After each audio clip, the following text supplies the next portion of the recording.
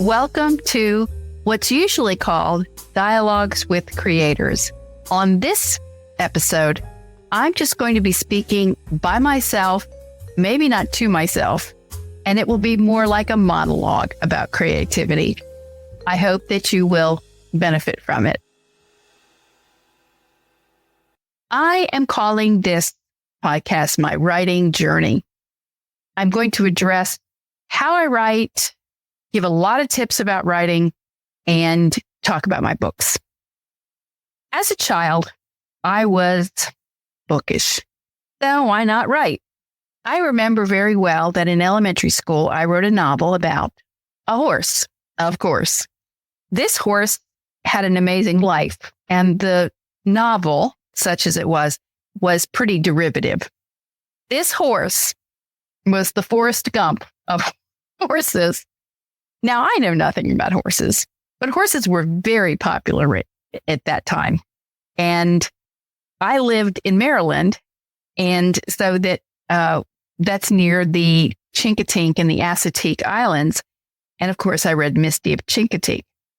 I never did read Black Beauty, although the movie is interesting. To quote 1 Corinthians 13, I became a woman and I put away childish things. And I don't even have any horses in my stories. When I became an adult, my writing existed for many years in three forms. The first was plays, because I worked in a theater department. These were usually of religious themes. One was about Adoniram Judson, who I still think was the coolest missionary, pioneer. And the biography To the Golden Shore is outstanding. Another was about a deaf family, A Sign of Love. Another was about the persecution of Christians behind the Iron Curtain. This was the 1980s, so that was going on then. The persecution has not ended, folks. It's just migrated to other places, and we're more aware of it in those other places. I also wrote a play about William Carey, and that was written for a traveling group and performed all over the country. Some of the others were performed in various places as well. What this playwriting career, such as it is, taught me is shown in the following. It was a desire to use storytelling for spiritual and gospel purposes. In my last 15 years, I have moved away from purely faith-based writing. You won't find much of it in my last 4 novels or the 2 coming out by January. The Christian worldview is still there.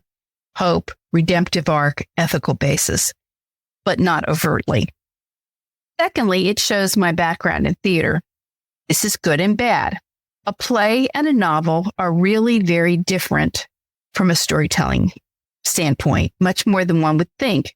A play tends to start with expository elements to set the stage for the story and the action.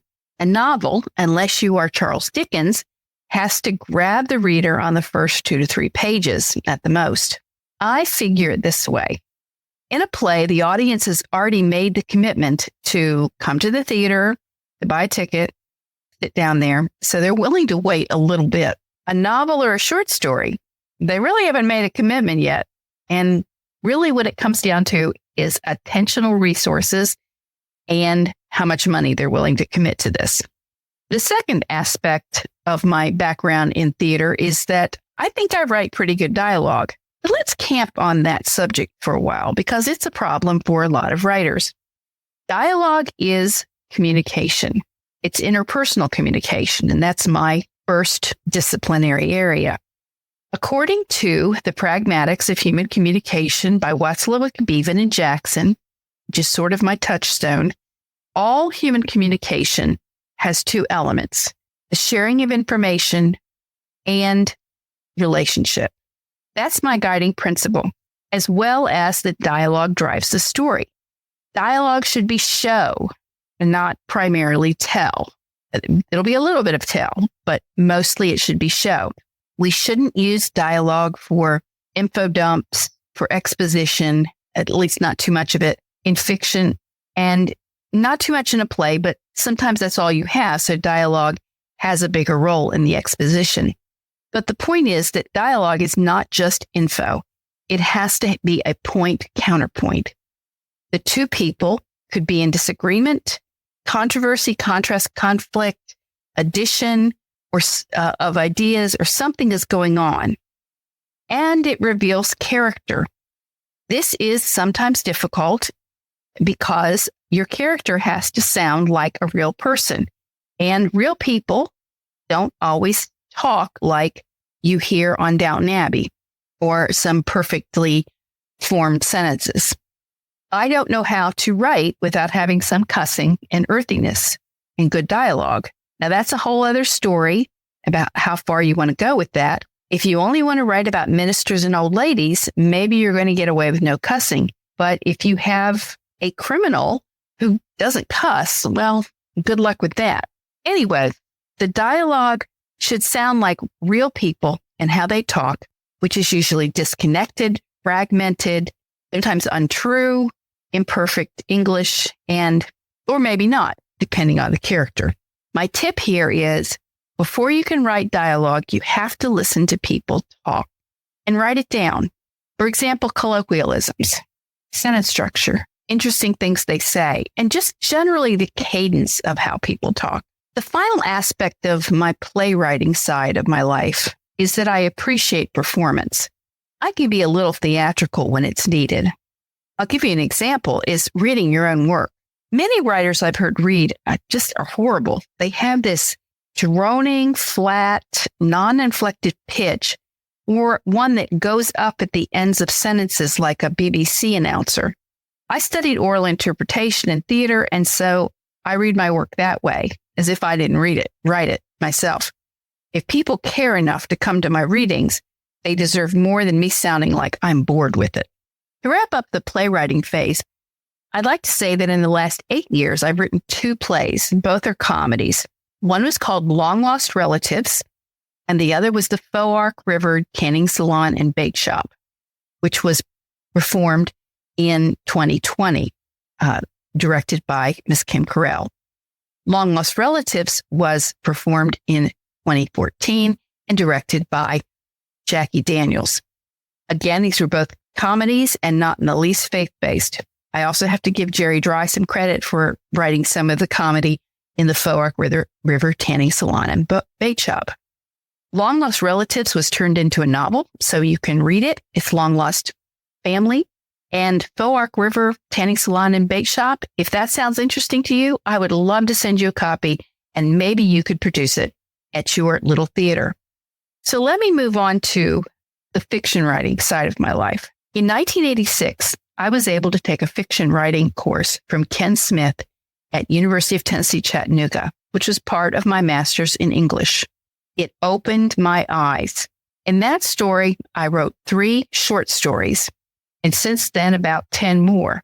And I hope to publicly collect them and put them out for everyone.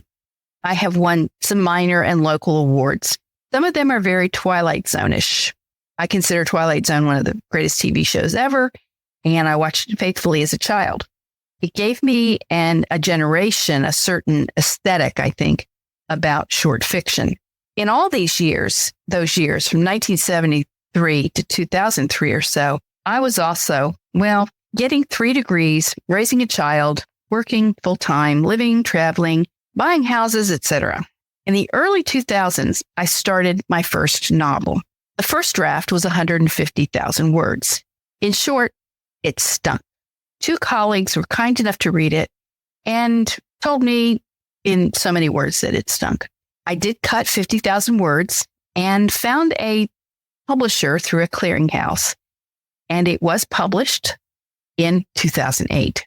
In 2012, I updated it and republished it and its 2 sequels. Those books are Traveling Through, Crossroad, and Legacy. They are a trilogy about a family that has an unusual beginning, middle, and end. And it's more faith-based, but it's also very gritty, and you can still get them. I plan to republish them as one novel totally in 2024. When I finished Traveling Through, I had an epiphany that I had rewritten Antigone. I taught Antigone for many years. I love it. And I realized that my main character was a woman who stands up to social and family influences for a cause, and she pays the price. One thing I like to do in my long fiction is to have some reference to a famous literary work. For example, Tolstoy or Dickens, or I use a poem. In 2011, I participated in something called NaNoWriMo. If you don't know what NaNoWriMo means, it happens in November every year. They also do it in the summer, and you are supposed to write 50,000 words of a novel in 1 month, which means you have to write 1,600 to 2,000 words per day, which isn't always easy, especially in November. So I did that in November of 2011. In March of 2012, I got the worst flu ever and was laid up and quarantined. So I revisited that manuscript and decided that I was going to try this new thing called self-publishing on Amazon. That became The Unexpected Christmas Visitors. It remains my favorite child of my books. I don't know why. I don't know if it's the story. Maybe because it's about refugees and I have a place in my heart for them. Maybe because it was my first self-published one and I learned a lot from doing that. Maybe because it was my NaNoWriMo. I don't know. That same year, 2012, and I don't recommend anybody do this, I went back to graduate school to finish my doctorate at the age of 56. Again, I'm glad I did it, but I don't recommend it. I did finish it in 3 years. I also went through my mother's cancer, her hospice stay, and her passing. In 2015, I graduated from UGA, and I also that year published Bringing Abundance Back, which to this point I consider my best and most literary novel. I call it, to try to sell it, my fried green tomato novel or my Southern chicklet novel. It really isn't, but I do that in order to get some sense of connection with the possible readers. It's the story of a woman who has lived in a town all of her life, a city in the South that has seen better days. The textile mills are going away, and this is in the 90s. And she decides that she's going to run a festival, and she gets to be the leader of this. And then in the process, she finds out all about what really happened in her family, which isn't so great. So that was my 5th novel. In 2017, I turned Long Lost Relatives into a mystery novel and started the Long Lost series. In that series, Scott Wallace, who is a newspaper editor in a small town in Georgia, tells the stories of crimes that take place in Pierce's Crossing, Georgia, and he sometimes helps with solving them. In 2019, I published my most underrated and underread novel, Long Lost Promise. And I'm sorry about that because I think it's a great story. It's about a young woman of Hispanic background who is found dead on her parents' property. What happened? That story, finding out what happened. I hope by the end of the year, you have Long Lost Justice out, sooner than that, actually. And it is a story about a hate crime that was never solved in that time. So there are 3 stories so far in the Long Lost series. There may be a few more after this one. In 2023, Carly Land started Colorful Crow Publishing, and she took me on with Sudden Future. I can't say enough good about Carly. Sudden Future is number 8. She will be publishing my next one, which is tentatively called Lying In, and it is my magnum opus sometime this year as well. I will probably self-publish Long Lost Justice. So that makes 10 novels in about 15 years. Yes, also a textbook, several short stories, a dissertation, and 4 Bible studies, plus several blog posts per week on 3 venues, academic writing articles, and articles for venues whenever I'm asked. So yeah, I'm a writer. I'm not sparse about it. People ask me how I do it. First of all, I don't have any small children right now in my life. Secondly, I watch minimal TV and movies and pop culture. When I do listen to blogs or do a lot of those kinds of things, not blogs, when I do listen to podcasts, it's when I'm walking or driving. I do not socialize a great deal. And I have a flexible job where I still work 40 hours a week, but not throughout the whole year. And I have some ability to schedule my own time. I really think that my output is also due that I've trained myself to get in the flow of writing. I start the day by journaling, first about my daily achievements and family issues and feelings. And I use it for reflection purposes, and then to study a scripture passage. And I keep writing all day. It's not unusual for me to write 2,000, 3,000, 5,000 words a day. Now, I didn't say they were good words. I'm just saying they were words. They're all in the dictionary. I recently read one of those things that gets said about writing that is questionable. And that was that a novelist has to write 1 million words of fiction to really write their first novel. I've surpassed that quite a bit, but I don't think I agree with it. Personally, I'm too old for that nonsense. Quality is not just because you've written 1 million words, but I do agree that you're not going to come out with a great novel the first time you sit down and try to write one. You need to fail. You need to get lots of input. You need to try lots of things. I like to think of my self-published novels as experiments. The first one is an experiment in tense. I used present tense. A lot of writers do that. I don't particularly care for it. It doesn't seem authentic to me, but I did that in the first one.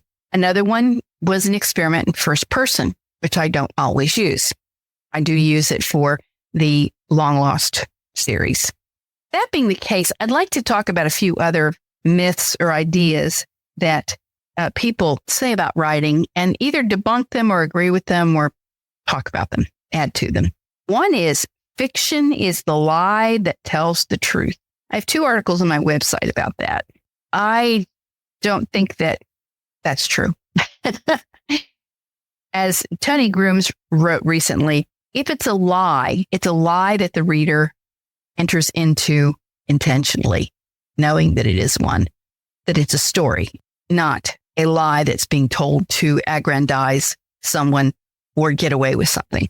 Another one I heard recently is start your novel, write it, and then throw out the first 3 chapters because that's where the real story starts. I am cheap with my time and resources.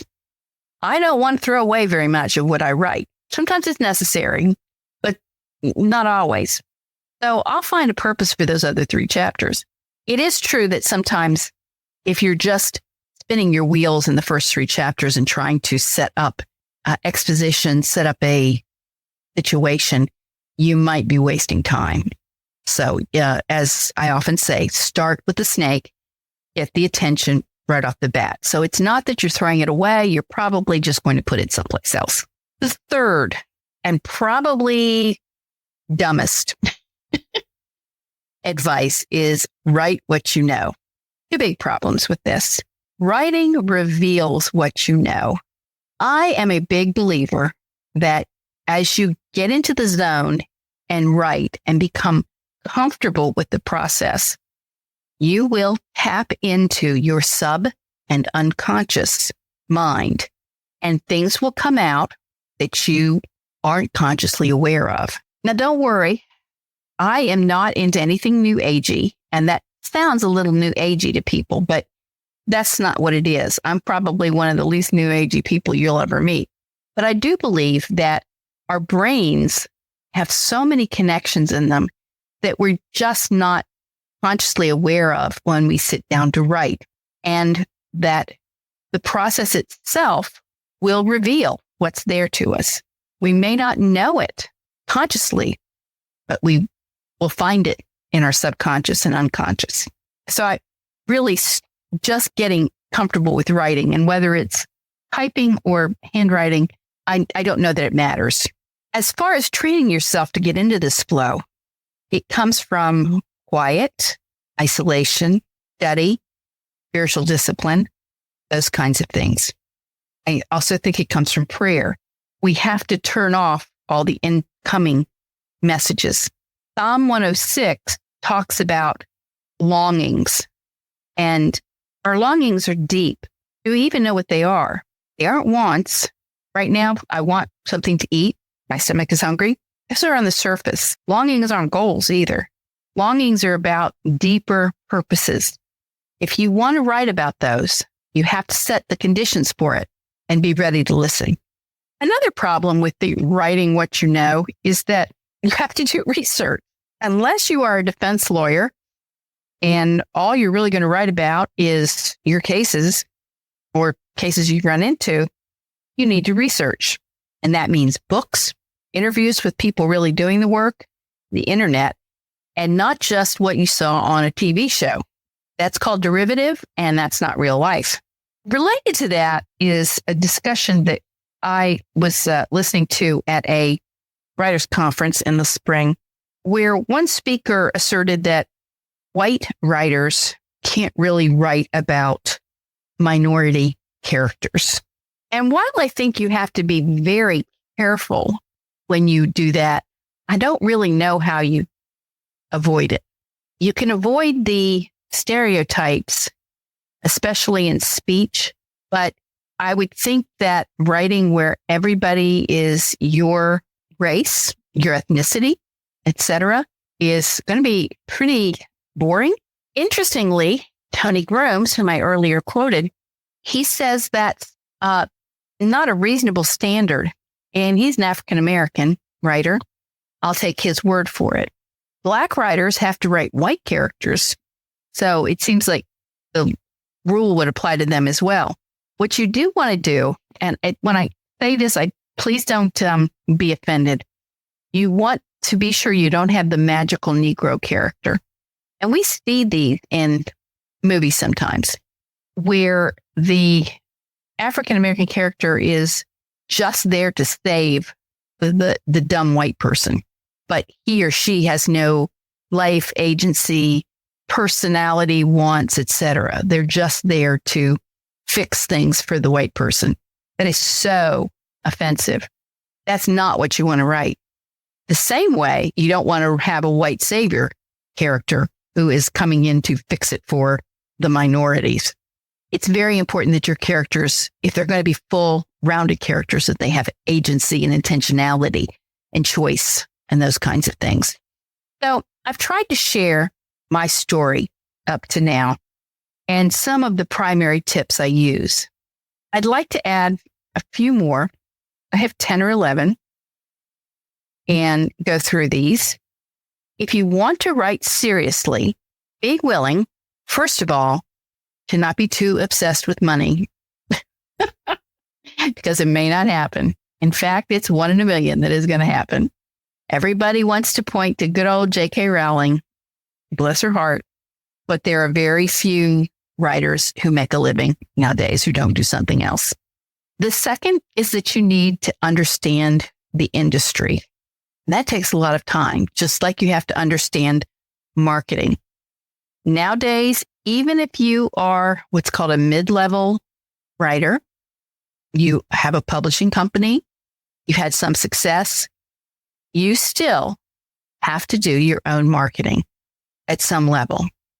And so you have to understand what's involved in that. I confess I'm not particularly good at it, but I'm working on it, at least in the regard of, hey, I write books. For many years, I've barely mentioned it, as if I were ashamed of it, which is really odd to go to all that trouble and not let people know I did that. I can't imagine somebody practicing an instrument and never playing in public. There are lots of sources now to help you with marketing. And of course, if you have a publisher, that publisher will help you as well. But many sources say that if you want to have any success as a writer, you have to spend over 25% of your time in marketing. And that doesn't mean on social media per se. It just means speaking at groups, making appointments to speak to groups. I find that the best way for me to sell books and get to know my readers. The fourth thing is that you need to sacrifice time. And fifth, work hard. Writing, serious writing, is miserably hard work. Next, I would say that you need to have mentors, a group or beta readers or some people like that, because I've seen books that get published by people who haven't had others read them. They're sad. Let's just put it that way. You need them to be seen by lots and lots of eyeballs and lots of eyeballs of smart people, people who know language, people who know the genre you're writing, people who seriously read, people who can look at a sentence and see that there's something wrong with it. This gets into the whole idea of writing. If you don't know what active voice is, you got a problem. If you don't know what past perfect tense is or progressive tense is, you got a problem. You need to get to understand these terms so that you know what to avoid or when to use them specifically and correctly. Good readers can help you with that. Number 7, be ready to fail a lot and get criticized. I recently heard some gentlemen in a group say the people in our group have to have some bark on them. They have to be willing to take the criticism and use it. Doesn't mean you have to agree with it. Doesn't mean you have to change everything because one person says to. But if other people don't understand what you're doing, don't understand your reading, and I always ask in my group, and I have a great group that I work with, what's your overall purpose here? I'm not really that concerned with doing line edits until I know what you're trying to do with the piece of writing. You want it published. Where? Why?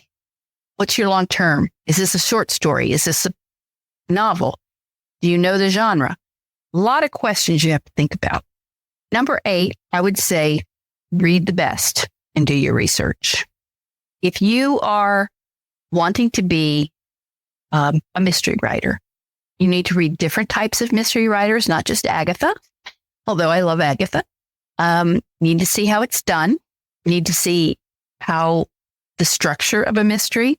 You need to make sure that the place where you put the mystery is a real place and you're not just assuming that that's the way it is in a certain location. Next, be audience centered. You're not writing for yourself. I mean, maybe you are, but you're not supposed to be. You want people to read it and you want them to like it, benefit from it, keep reading, whatever floats your boat on that one. But you're writing for others, not for yourself. Next, be in it for the long haul because it's going to take you a long time. If you think you're going to write something in a couple of months, no, it's not going to happen. Finally, I have one last thing that occurred to me after I prepared this talk. And I've had a lot of people ask me if I'm a pantser or a planner. And that means, do I write by the seat of my pants or do I plan out an outline? And I realize that that's a common dichotomy. But to be honest, I don't know how you can do one or the other. I don't know how you can't have a plan.